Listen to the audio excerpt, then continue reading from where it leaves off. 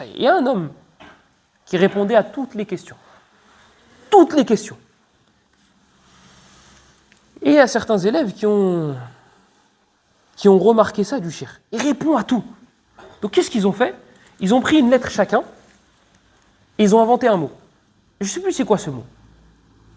Ils ont inventé un mot. Chacun il prend une lettre, ils ont inventé un mot. Il lui dit, ah cheikh, c'est quoi le... Et ils lui ont dit, je ne sais plus si c'est khunfouchar ou un truc comme ça, mais c'est un mot qu'ils ont inventé.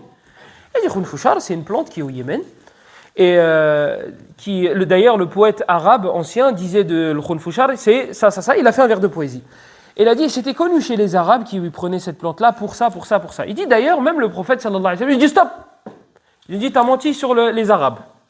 T'as menti sur le Yémen, t'as menti sur le poète. Ne mens pas sur le prophète. Ne mens pas sur le prophète. Et là, istahya, il a eu honte.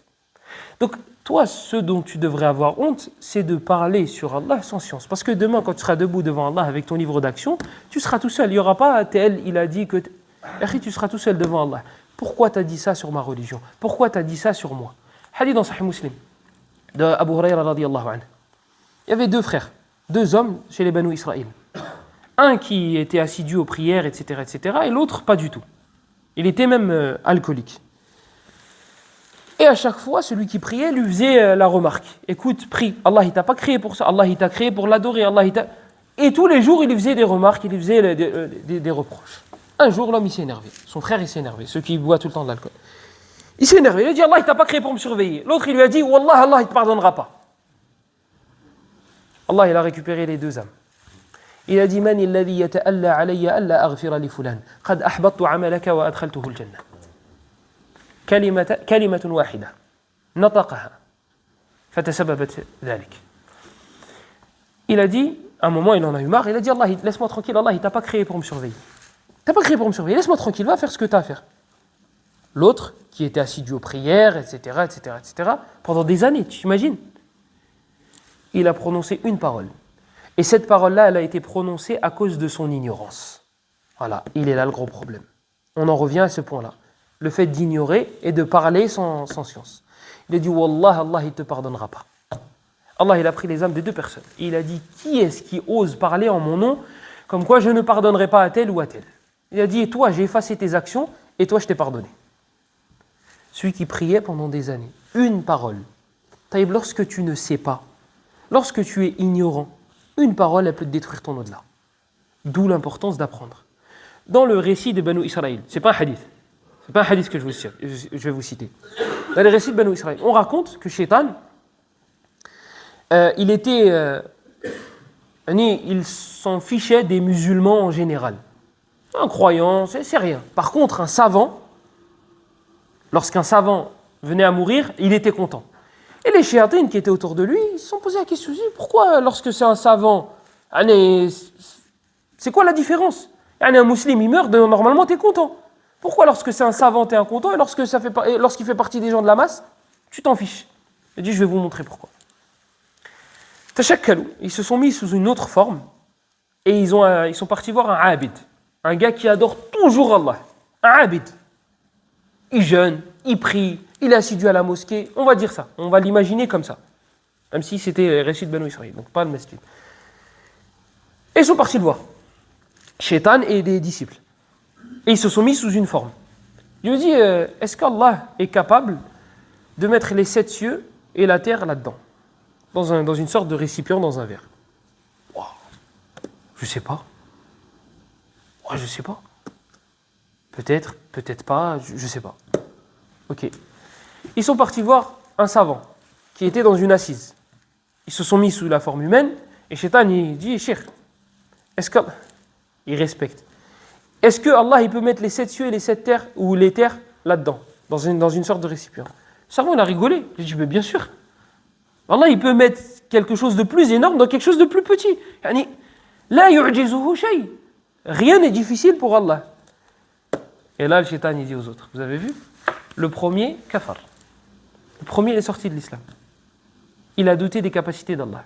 Le deuxième, il a trouvé ça drôle. Le deuxième, il a rigolé. Voilà la différence entre quelqu'un qui a de la science et quelqu'un qui n'en a pas.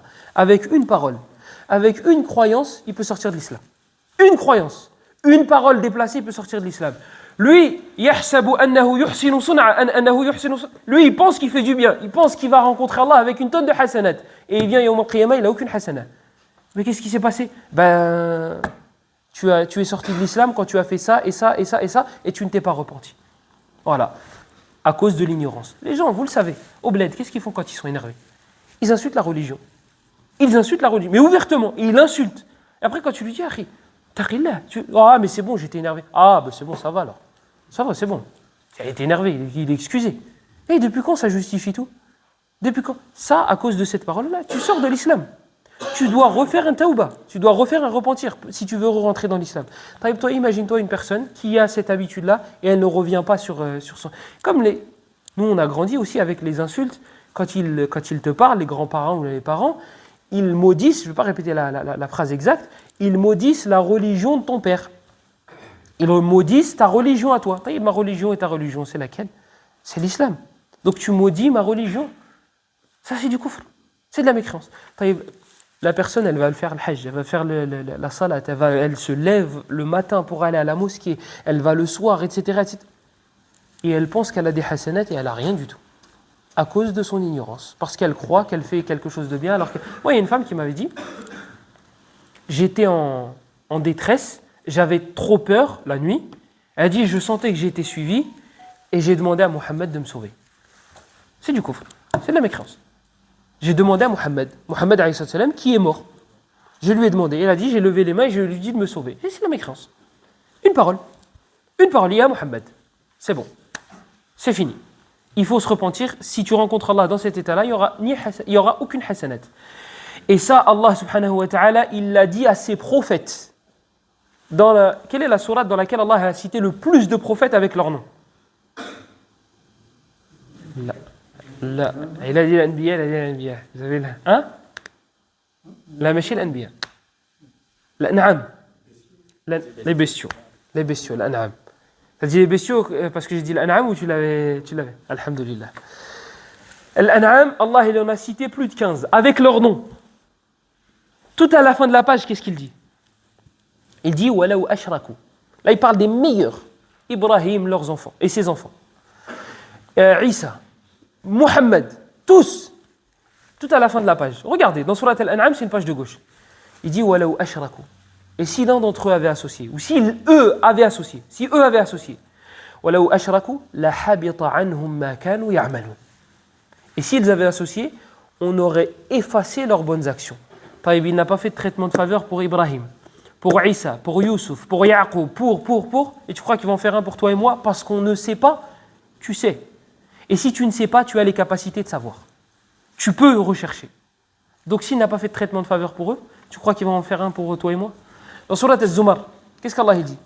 وَلَقَدْ أُوحِيَ إِلَيْكَ وَإِلَى الَّذِينَ مِنْ قَبْلِكَ لَإِنْ أَشْرَكْتَ لَيَحْبَطَنَّ عَمَلُكَ وَلَتَكُونَنَّ مِنَ الْخَاسِرِينَ. Allah il dit. Là, ça englobe tous les prophètes. Il n'y a pas une quinzaine, une dizaine qui ont été cités. Il dit, il t'a été révélé à toi, ainsi que ceux qui t'ont précédé. Ceux qui t'ont précédé, c'est qui? Ceux qui ont reçu la révélation. On parle de recevoir la révélation. Il t'a été révélé à toi, ainsi qu'à ceux qui t'ont précédé. Si vous associez quelque chose, on rendra vaine, on rendra caduques vos actions. Donc tous les prophètes, sans exception, s'ils associent quelque chose, leurs hasanat, elles sont effacées. Et donc toi et moi, min babi aoula. Donc toi et moi, c'est encore pire. Si eux, il n'y a pas de traitement de faveur, que dire de toi et moi? D'où l'importance de connaître ces pièges-là pour ne pas tomber dedans. Et pour apprendre à nos proches, écoutez, attention, ça il ne faut pas s'en rapprocher. كما قال الشاعر عرفت الشر لا للشر ولكن لتوقيه ومن لا يعرف الشر من الخير يقع فيه. Il dit, j'ai appris le mal, pas pour le mal, mais pour ne pas tomber dedans. Il dit, et celui qui n'arrive pas à différencier le bien du mal risque de tomber dans le mal, sans s'en rendre compte. Hudhayfa radiyallahu anhu, dans le Bukhari. Il dit كان الناس يسألون رسول الله عن الخير وكنت أسأله عن الشر مخافة أن يدركني.